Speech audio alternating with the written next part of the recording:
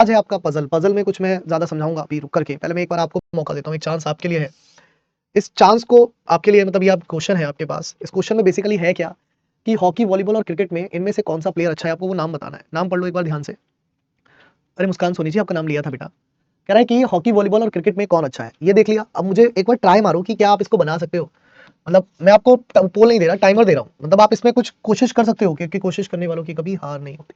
या आप इसमें एक हल्की सी कोशिश कर सकते हो कि यार इसमें हो क्या बनाना है मुझे। मतलब अपने दिमाग से थोड़ा सा दिमाग लगाओ, वैसे तो तुम में है नहीं पर फिर भी लगाओ। चलो दिमाग लगाओ, लगाओ भैया।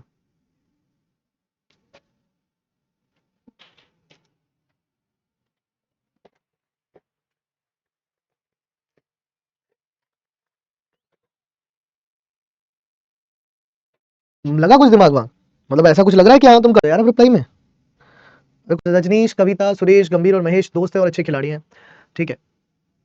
कहता है कि रजनीश और कविता हॉकी और वॉलीबॉल में अच्छे हैं, सुरेश और रजनीश हॉकी और टेनिस में अच्छे हैं, गंभीर और कविता क्रिकेट और वॉलीबॉल में अच्छे हैं, सुरेश, गंभीर और महेश फुटबॉल और टेनिस में अच्छे हैं।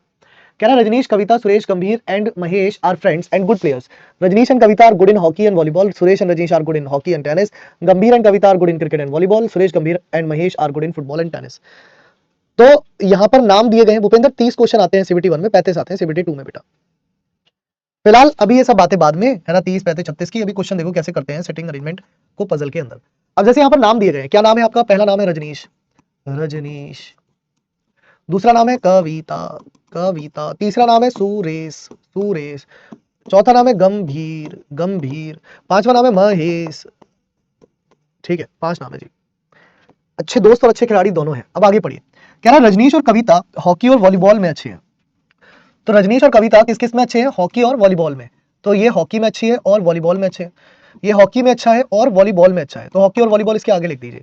ठीक है, क्या कर दीजिए? हॉकी और वॉलीबॉल जो है वो इसके आगे लिख दीजिए। फिर आगे पढ़िए।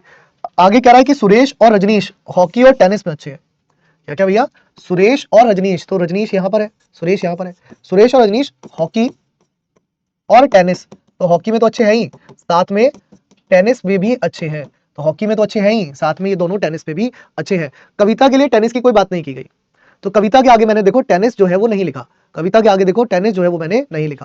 फिर आगे देखो कह रहा है कि गंभीर और कविता। अब आ जाओ गंभीर पर और कविता पर। गंभीर ये रहा चौथे नंबर पर, कविता ये रही दूसरे पर। तो कह रहा है गंभीर और कविता क्रिकेट और वॉलीबॉल में अच्छे हैं। तो गंभीर और कविता किसमें? क्रिकेट और वॉलीबॉल, क्रिकेट और वॉलीबॉल। अब इसके आगे वॉलीबॉल तो पहले से लिखा हुआ है, तो इसके आगे बस क्रिकेट मेंशन कर दूं। इसके आगे क्या कर दूं? बस क्रिकेट मेंशन कर दूं। ठीक है, इसके आगे बस क्रिकेट मेंशन कर दूं। आगे कह रहा है सुरेश, गंभीर और महेश, लास्ट के तीनों सुरेश, गंभीर और महेश, ये तीनों किस में अच्छे? फुटबॉल और टेनिस में। तो फुटबॉल और टेनिस इसके आगे भी आएगा, फुटबॉल और टेनिस इसके आगे भी आएगा। अब देखो टेनिस यहाँ पर लिखा हुआ है, तो यहाँ बस फुटबॉल लिखो। बन गया क्वेश्चन। बताओ, टफ नहीं था ये क्वेश्चन। बस जिसके नाम के आगे जो गेम दिया गया है ना, वो गेम आप उस नाम के आगे लिख दो, बस सिंपल। ठीक है काजल, नमस्कार बेटा। जो नाम दिया गया है वो नाम उसके आगे लिख दो बच्चे, बस सिंपल, बहुत ही सिंपल साधारण सा क्वेश्चन।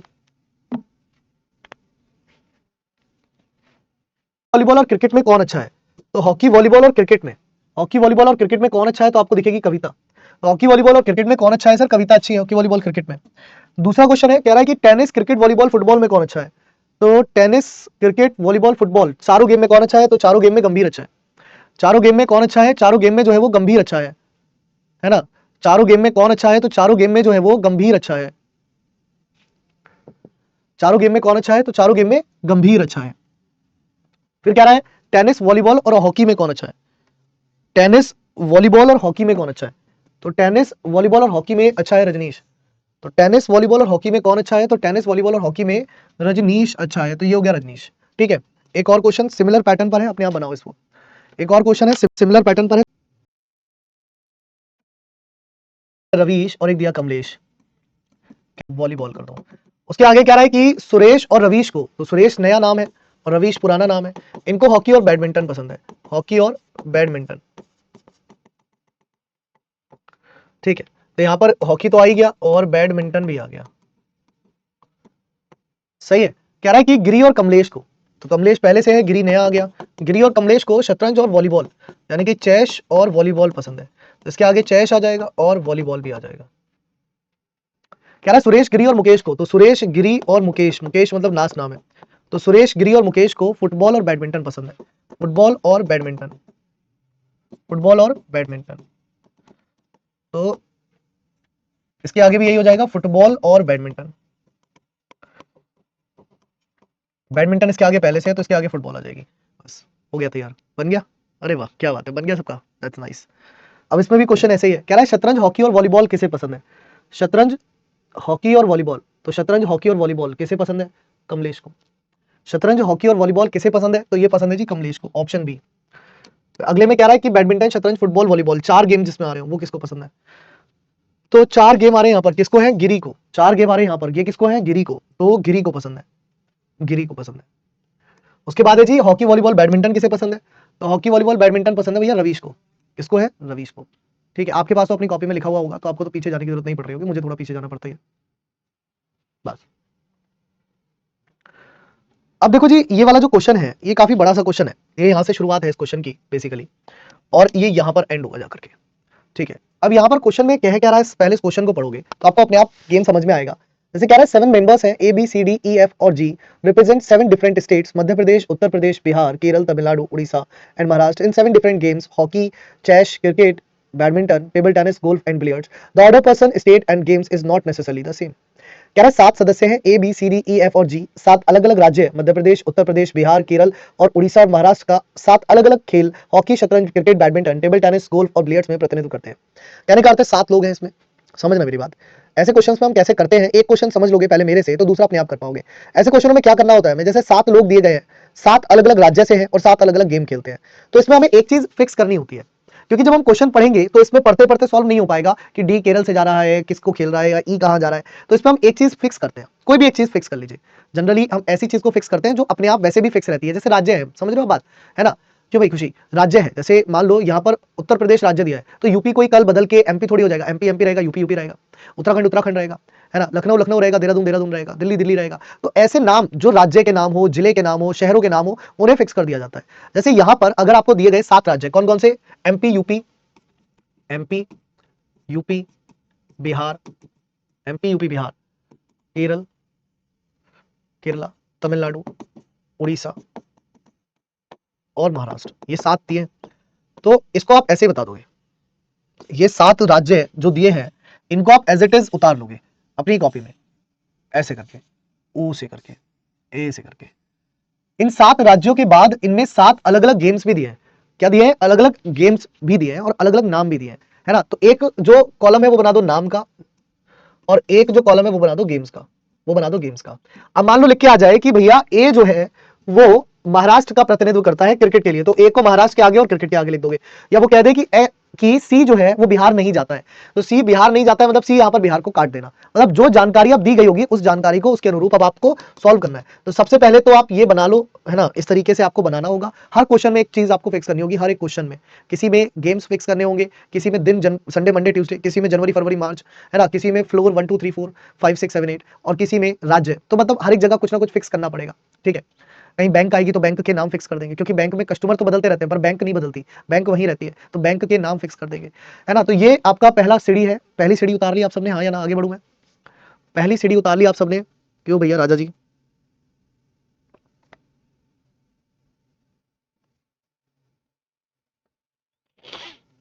पहले साथियों, है ना, वतन जो है वो तुम्हारे हवाले है। अब देखो, नहीं यार इतने में तो नहीं होगा, ये होगा 1.5 मिनट में, कम से कम इसको 1.5 मिनट चाहिए। सही है, भरने के लिए, वो टेबल भरने के लिए आपको 1.5 मिनट तो चाहिए।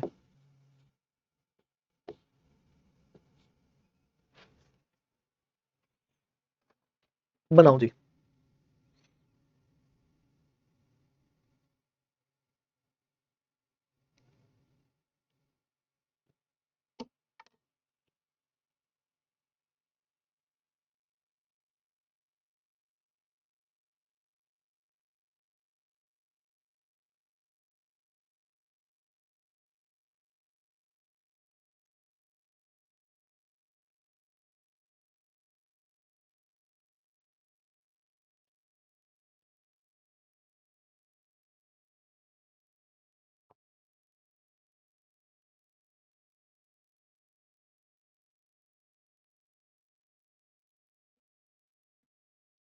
बना कुछ, आई होप सो बना होगा कुछ ना कुछ, है ना। चलो हम ट्राई करते हैं। कौन कौन से राज्य थे? एमपी था, यूपी था, बिहार था, केरला था, महाराष्ट्र था, उड़ीसा था और एक तमिलनाडु था, है ना? ये राज्य थे।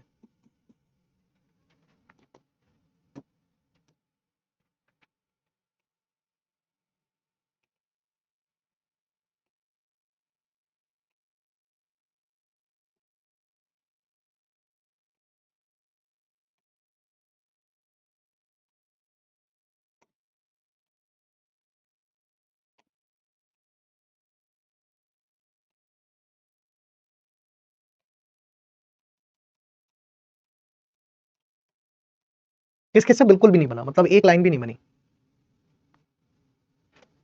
जिन्होंने बना लिया वो तो वेल गुड है, उनके लिए तो क्लैपिंग है। अब में से कौन कौन ऐसा है जिससे एक लाइन भी नहीं बनी, सिंगल लाइन भी? जल्दी बताओ जरा कौन कौन है, पता तो चले ना कि कितने लोग हैं जिनको नहीं आया समझ, ताकि मैं फिर उस तरीके से समझाने की कोशिश करूं। कर दो से कमेंट।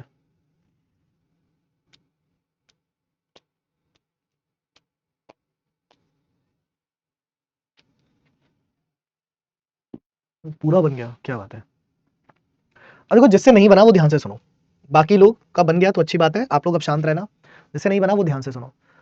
जैसे इसमें सबसे पहले इतना तो समझ में आ गया कि फिक्स क्या करना है, मतलब जैसे राज्य दिए गए हैं तो राज्य हमने फिक्स कर दिए। ये क्या कर दिया हमने? फिक्स कर दिए पहले ही। इनको हमने एक टेबल में फॉर्मेट में बना लिया, एक टेबल फॉर्मेट में इनको हमने बना लिया। जैसे हमने टेबल फॉर्मेट में इनको बनाया, अब हम आए यहाँ पर एक एक लाइन सिंगल सिंगल लाइन पढ़ेंगे और सिंगल सिंगल लाइन से सारी चीजें जो है वो हम बनाएंगे। कैसे? जैसे यहाँ पर सिंगल सिंगल लाइन पढ़ेंगे तो पहली लाइन में लिखा है कि डी शतरंज में केरल का प्रतिनिधित्व करता है, यानी कि केरल जहां पर भी लिखा होगा उसके आगे कौन आ जाएगा? डी आ जाएगा।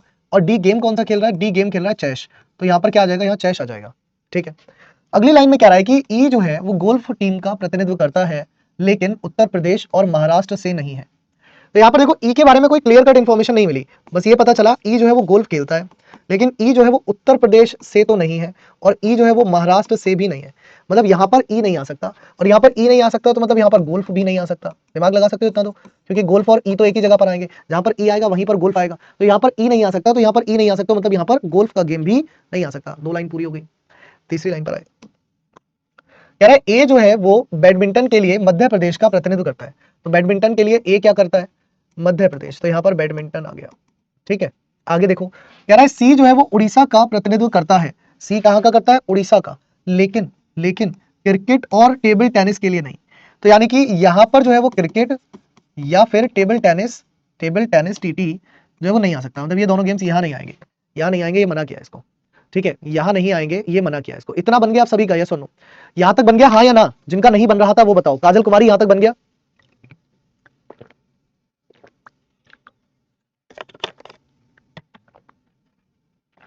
ठीक है, आगे बढ़ो। आगे क्या रहा है कि जो बिहार का प्रतिनिधित्व करता है वह टेबल टेनिस का प्रतिनिधित्व करता है। मतलब जो बिहार जाएगा ना वो टेबल टेनिस खेलेगा। जो बिहार जाएगा वो क्या खेलेगा? वो टेबल टेनिस खेलेगा। तो टेबल टेनिस बिहार के आगे लिख देंगे। फिर आगे क्या रहा है, जो जो हॉकी का प्रतिनिधित्व करता है वह उत्तर प्रदेश का प्रतिनिधित्व करता है। यानी कि यूपी वाला क्या खेलेगा? तो यूपी वाले भैया जो है वो अपने हॉकी से खेलेंगे। ये क्या खेलेंगे? हॉकी खेलेंगे। आगे कह रहा है कि एफ जो है वो क्रिकेट के लिए महाराष्ट्र का प्रतिनिधित्व करता है। तो महाराष्ट्र के आगे एफ आ गया और यहां पर क्रिकेट आ गया। महाराष्ट्र के आगे एफ आ गया और यहां पर क्रिकेट आ गया। कह रहा है जी बिहार का प्रतिनिधित्व नहीं करता, मतलब यहां पर जो है वो जी नहीं आ सकता। अब इतनी जानकारी तो ये दी गई थी डायरेक्ट फॉर्मेट में जो आपने लिख ली। अब इसके अलावा इसमें जो जानकारी नहीं दी गई है उसका यूज कैसे करते हैं। जैसे सबसे पहले आपसे पूछा जाए कि ये जो ई और गोल्फ है इसको आप कहां बैठाओगे? तबस्सुम बताओ। क्यों तबस्सुम? ई और गोल्फ को कहां बैठाओगी? जल्दी बताओ। क्या तबस्सुम आप ई को यहां बैठा सकती हो? अगर ई को यहां बैठाओगी तो गोल्फ यहां चाहिए, पहले मना कर दिया गया, तो ई यहां नहीं आएगा। क्या आप ई को यहां बैठा सकती हो? अगर यहां ई को बैठाओगी तो यहां गोल्फ आना चाहिए, लेकिन यहां तो टेबल टेनिस आ रहा है, तो यहां भी ई जो है वो नहीं बैठेगा। तो ई के लिए जगह बची ये, मतलब ई बस यहीं आ सकता है, और जब ई यहां आ सकता है तो गोल्फ यहां आएगा ही आएगा, क्योंकि ई जो है वो गोल्फ खेलता है। तो ई और गोल्फ के लिए एक ही जगह बची, ये वाली। ई और गोल्फ के लिए एक ही जगह बची, ये वाली, है ना? तो मतलब कि ई जो है वो तमिलनाडु में बैठेगा, है ना? अब देखो क्या एक ही गेम बचा है, कौन सा बचा? एक ही गेम का नाम बचा यहाँ पर, that is the billiards. Billiards game जो है वो आपका बच गया। तो जो गेम बचा वो आपका यहाँ आ गया, बिलियर्ड्स। आपने बिलियर्ड्स यहाँ डाल दिया। अब व्यक्ति कौन कौन बचे? एक तो बी बचा और एक जी बचा। यार जी यहाँ आ नहीं सकता, तो यहाँ कौन आएगा? बी आएगा। बचा कौन? जी, तो जी यहाँ आएगा। बस हो गया पजल तैयार। पजल टफ नहीं होती, लैंग्वेज दी गई होती है, बस उसको पढ़ करके और बनाते रहना होता है। ओम नमः शिवाय।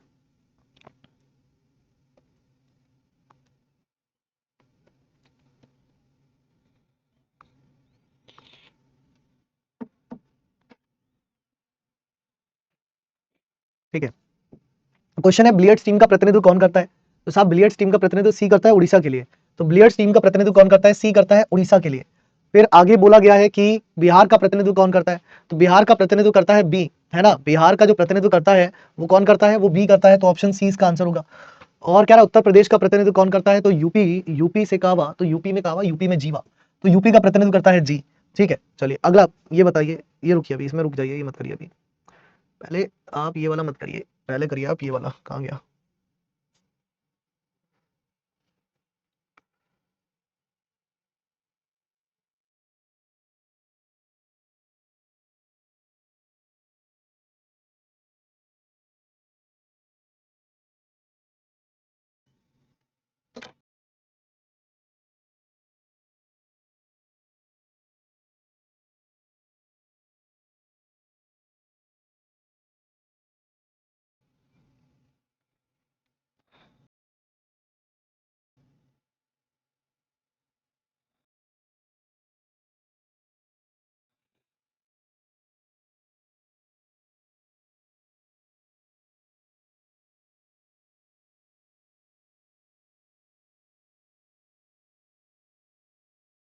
में 7 अधिकारी हैं ABCDEFG को अपने नए लॉन्च किए गए उत्पाद के विपणन मतलब मार्केटिंग के लिए अहमदाबाद, कोलकाता, दिल्ली, चेन्नई, हैदराबाद, बेंगलोर और जयपुर में 7 अलग अलग स्थानों पर जाना पड़ता है। व्यक्तियों और शहरों का क्रम समान रूप से नहीं हो सकता, प्रत्येक अलग अलग एयरलाइन। अब आप इसमें से अपनी कॉपी में क्या क्या चीजें लिख लीजिए जो काम की चीजें हैं। एक तो व्यक्तियों के नाम लिख लीजिए क्योंकि अभी काम आएंगे। इसकी आप टेबल डायरेक्ट बना लीजिए, कौन कौन से जो है वो आपको दिए गए हैं ना, इनकी टेबल आप डायरेक्ट बना लीजिए, कौन कौन से शहर हैं, और इन पे नाम भी लिख लीजिए क्योंकि ये आपको काम आएंगे अभी। स्पाइस जेट, किंगफिशर, सहारा जेट, एयर डेक्कन। ठीक है, जितने मैंने आपके अंडरलाइन किए इतनी चीजों को आप अपनी कॉपी में लिख लेंगे तो आपका फायदा हो जाएगा। सही है, लिख लिया आपने इतना? आगे बढ़ूं?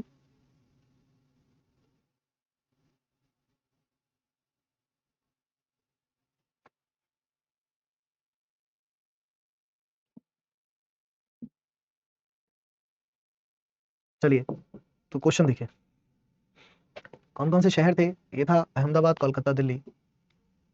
अहमदाबाद, कोलकाता, दिल्ली, चेन्नई, हैदराबाद, चेन्नई, हैदराबाद, बैंगलोर, जयपुर।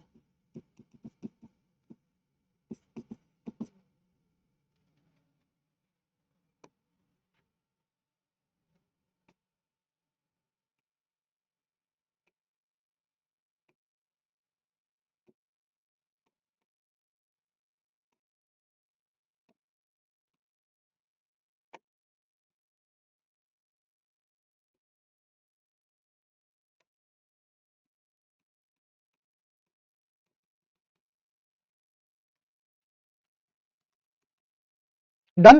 किस किस का डन?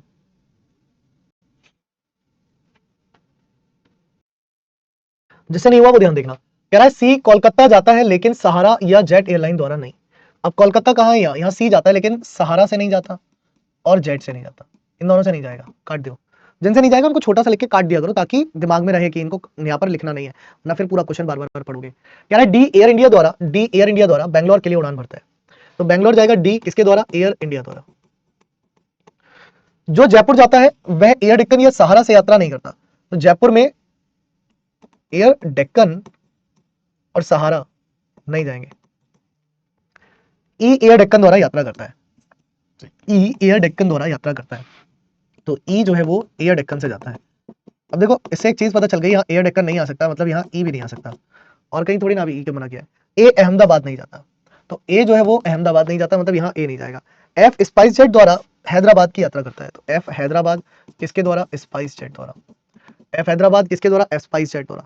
बी किंगफिशर द्वारा चेन्नई जाता है, तो चेन्नई जाएगा बी काय से? किंगफिशर से। काय से जाएगा? किंगफिशर से। ई अहमदाबाद नहीं जाता, तो अहमदाबाद भी नहीं जाता, ई जो है वो अहमदाबाद भी नहीं जाता, है ना। और जी जयपुर नहीं जाता, तो जी जो है वो जयपुर भी नहीं जाता। अब देखो ई कहां जाएगा? सबसे पहले तो ई को बैठाओ, सबसे पहले तो ई को बैठाओ कि ई कहां जाएगा, क्योंकि देखो ई एयर डेक्कन से जाएगा, एयर डेक्कन यहाँ नहीं जाती मतलब यहाँ ई नहीं जाता, यहाँ भी ई नहीं जाता, तो ई के लिए एक ही जगह चाहिए, ई दिल्ली जाएगा एयर डेक्कन से। ई जो है वो दिल्ली जाएगा एयर डेक्कन से, तो ई वाला पॉइंट पूरा हो गया, हटा दो। अब लोग कौन कौन से बच गए, देखो ए बचा, एक तो यार A B C D E F G तक है ना, ई एफ तक है, एफ जी तक है। अब देखो बी बैठ चुका है, सी बैठ चुका है, डी बैठ चुका है, ई बैठ चुका है, एफ बैठ चुका है, ए और जी बचे हैं। कह रहा है यहाँ जी नहीं आ सकता, तो यहाँ कौन आएगा, ए आएगा। कह रहा है यहाँ ए नहीं आ सकता, तो यहाँ कौन आएगा, जी आएगा। मतलब लोगों के बैठने का क्रम तो मिल गया, लोगों के बैठने का क्रम तो मिल गया, लोग किस क्रम में बैठेंगे वो तो बैठा दिया हमने, लोग किस क्रम में बैठेंगे वो तो बैठा दिए हमने।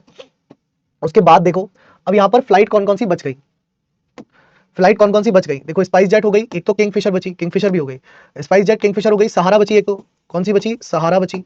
सहारा के बाद देखो जेट बची, सहारा के बाद देखो जेट बची, जेट के बाद देखो एयर डेक्कन हो गई, एयर डेक्कन हो गई, इंडियन एयरलाइन बच गई, इंडियन एयरलाइन बची, ये तीन बची है, बाकी सब हो गई। अब इन तीनों को बैठाने का जिम्मा आपका, कैसे, देखो भाई यहाँ पर बोल रहा है कि एयर डेक्कन नहीं आ सकती, छोड़ दीजिए, सहारा भी नहीं आ सकती, जेट और ये बची। यहाँ पर देखो सहारा और जेट दोनों नहीं आ सकते, मतलब ऊपर वाले दोनों नहीं आ सकते यहाँ पर। तो यहाँ कौन सा आएगा, यहाँ आएगा इंडियन एयरलाइन। यहाँ कौन सा आएगा, तो यहाँ आएगा इंडियन एयरलाइन। और जब यहाँ इंडियन एयरलाइन आ गया तो ये गेम खत्म इसका। अब सहारा और जेट बची, यहाँ सहारा नहीं आ सकती तो यहाँ जेट आएगा, तो जेट का भी खत्म, बचा कौन, सहारा। तो सहारा यहाँ आ गया, सहारा, सहारा आपका यहाँ आ गया। तो ये हो गया पूरा, ये क्या हो गया, ये हो गया पूरा, खत्म बात।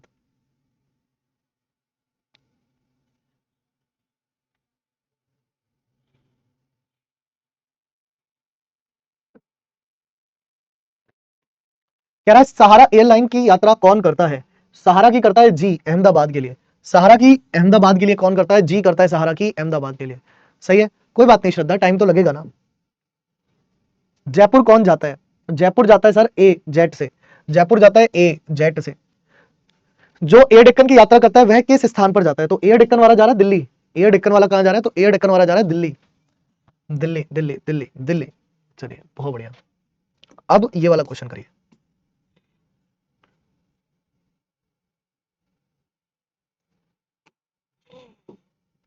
ये कंप्लीट क्वेश्चन है, इसमें मतलब कुछ भी अधूरा नहीं है, ऐसा नहीं है कि इसमें कुछ अधूरा है।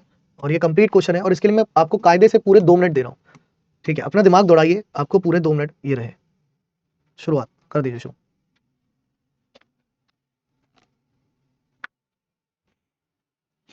ये पूरा कंप्लीट क्वेश्चन है, इतना ही है ये।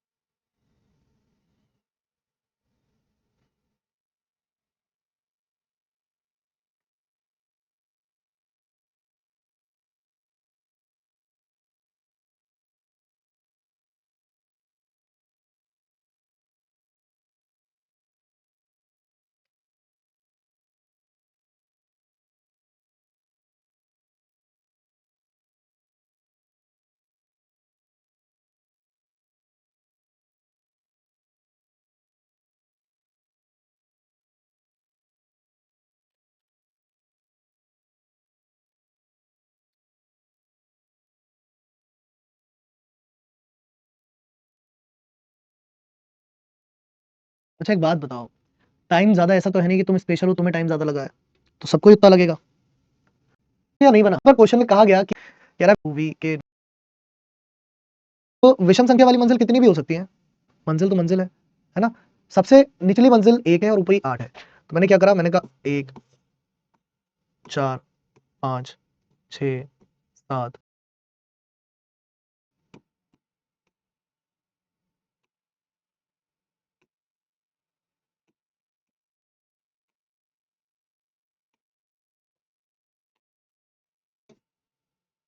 अब देखो समस्या क्या है कि अगर मैं इसमें सिर्फ एक केस लेता हूं ना, तो मुझे समझ नहीं आएगा कि v कौन सी विषम संख्या वाली मंजिल पर रहता है, क्योंकि v 1 पर रह सकता है, v 3 पर रह सकता है, v 5 पर रह सकता है, v 7 पर रह सकता है। ठीक है, इसमें तो परमानेंट की कोई बात ही नहीं है नैन्सी, 8 मंजिल है तो 8 मंजिलों पर 8 लोग रहते हैं, तो मंजिलों को ही तो परमानेंट करोगे। क्यों भैया, 8 मंजिल है, 8 लोग रहते हैं, तो मंजिलों को ही तो परमानेंट करोगे। 8 फ्लोर है ना, मंजिल मतलब फ्लोर, जैसे तुम अपने घर में रहते हो, तुम्हारा घर 3 फ्लोर का होगा, 4 फ्लोर का होगा, 5 का होगा। कोई अगर सोसाइटी में रहता है तो उसका 8 का होगा, 9 का होगा, 15 का होगा, 18 का होगा, ऐसे फ्लोर होते हैं। ठीक है, ऐसे ही तो होते हैं, जैसे 8 फ्लोर का है तो 8 हो गए। अब यहाँ देखो समझो बात को, क्या कह रहा है, कह रहा है कि उस v उस मंजिल के ऊपर एक विषम संख्या वाली मंजिल पर रहता है जिस पर r रहता है। कह रहा है r चौथी मंजिल पर रहता है, तो मैंने r को फिक्स कर दिया कि r जो है ना बेटा वो चौथी मंजिल पर रहेगा। अब वो कह रहा है v उस संख्या वाली मंजिल पर रहता है जो r से ऊपर है और एक विषम संख्या है। अब r से ऊपर विषम संख्या v यहां भी हो सकता है, r से ऊपर विषम संख्या v यहां भी हो सकता है ना। इसकी अभी जरूरत नहीं है, जब पड़ेगी तब देखेंगे। तो r और v फिक्स हो गए, इतना फिक्स हुआ, इतना फिक्स हुआ सबका, यस और नो।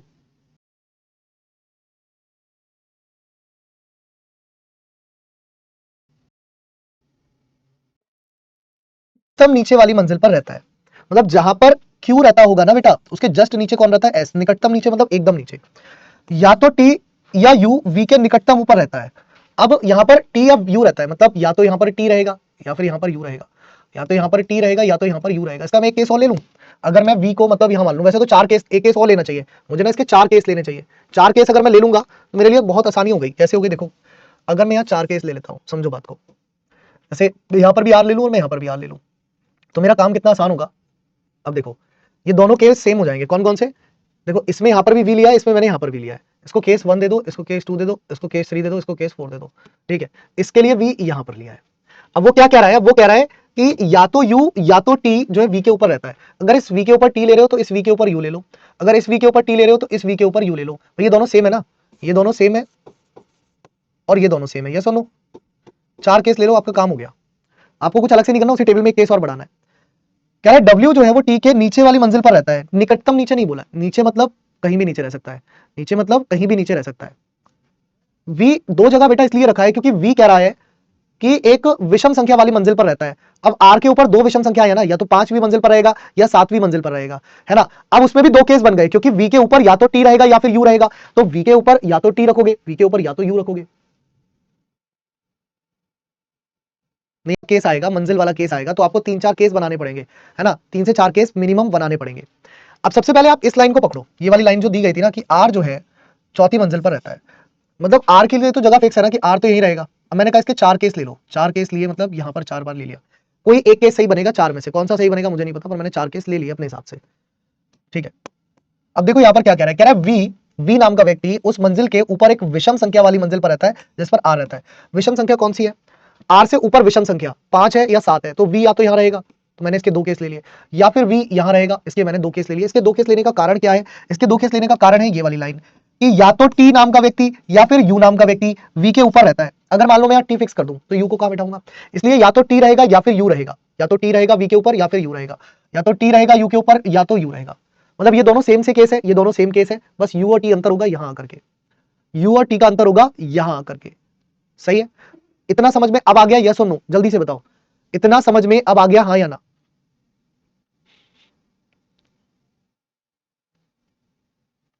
इतना समझ में अब आ गया जितना अब समझाया है? एक केस लेकर के चलोगे कभी नहीं बनेगा इसमें, फ्लोर वाला केस जब भी क्वेश्चन आएगा तो 3-4 केस लेके चलना ही है, ठीक है। मतलब जितनी भी पॉसिबिलिटीज बन सकती हैं, जितनी संभावनाएं बन सकती हैं, उतनी संभावनाएं लेकर के चलनी पड़ेंगी। इतना आपको आई थिंक सो अब समझ में आया होगा। अब उसके आगे देखो, उसके आगे क्या कह रहा है? उसके आगे कह रहा है कि W जो है वो T के नीचे वाली मंजिल पर रहता है, नहीं पता। कह रहा है S Q के निकटतम नीचे वाली मंजिल पर रहता है, तो जहां Q रहेगा उसके नीचे S रहेगा। इसके एक लाइन और है, कह रहा है Q P के निकटतम नीचे वाली मंजिल पर रहता है, यानी कि Q जो है वो P के नीचे रहता है। मतलब PQS तीनों एक ही साथ आ सकते हैं। अब PQS के लिए कौन सी जगह है बता दो आप?